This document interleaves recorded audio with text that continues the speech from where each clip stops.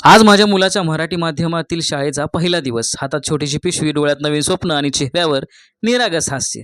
तो शाळेकडे चालत होता, पण माझ्या मनात अनेक विचारांनी गर्दी केली होती. आजकाल इंग्रजी माध्यम म्हणजे प्रतिष्ठा आणि मराठी माध्यम म्हणजे मागं पडणं, असा काहीसा समज समाजाने नकळत आपल्यावरती, मनावरती बिंबवला आहे. पण खरंच मुलांचं भविष्य फक्त माध्यमांवर ठरतं का, की त्याला मिळणाऱ्या संस्कारांवर, शिक्षणावर आणि आत्मविश्वासावर?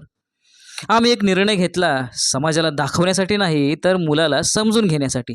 मुलाचं बालपण पुस्तकांच्या ओझ्याखाली दबू नये, त्याने शिकावं पण आनंदाने, त्याने प्रश्न विचारावेत घाबरून नाही, तर आत्मविश्वासाने. आणि हे सगळं त्याच्या मातृभाषेत अधिक सहज शक्य आहे, यावर आमचा ठाम विश्वास होता आणि आहे.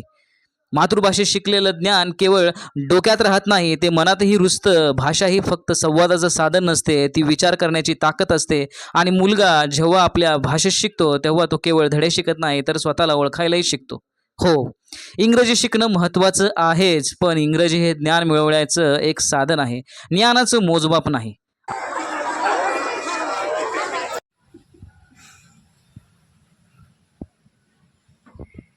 तर मंडळी, आम्ही चाललेलो आहोत आमच्या चिरंजीवला आणायसाठी. त्याचा शाळेचा पहिला दिवस आज आहे ना वेदा.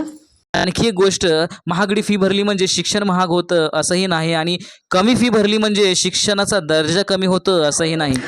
फक्त इंग्लिश मिडियम शाळेमध्ये घातलं म्हणजे तुमची जबाबदारी संपली असंही नाही. खरंच तुम्ही घरी गेल्यावरती तुमच्या मुलांशी इंग्लिशमध्ये बोलता का?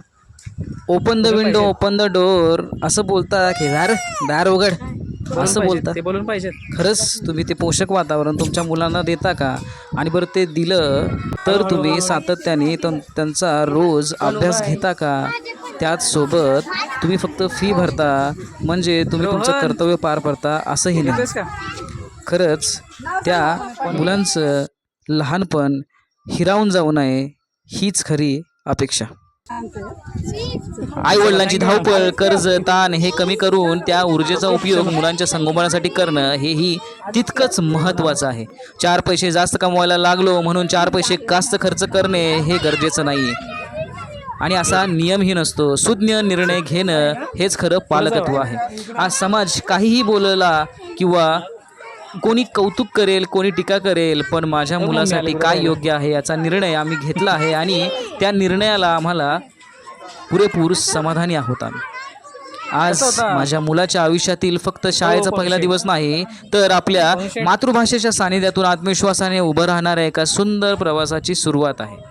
खरंच मातृभाषा म्हणजे फक्त भाषा नाही, ती आपल्या विचारांची माती असते, आणि त्या मातीत रुजलेलं शिक्षण आयुष्यभर फुलत राहतं. इंग्रजी शिकू पण मराठी जगू, कारण भाषा ही केवळ शब्द नसते, ती आपल्या अस्तित्वाची ओळख असते. अस्तित्वाची ओळख असते. हे काय दिलं? अरे वा, हे देऊ दिलं तुला, गिफ्ट दिलं स्कूल मधून. पेन्सिल हे तर 40,000 रुपये भरून पण एकदा पण दिलं नाही शाळेने. टीचरने दिले तुला? वा वा. थांब आपण बॅगमध्ये टाकूया. बॅगमध्ये टाकूया का तुझ्या?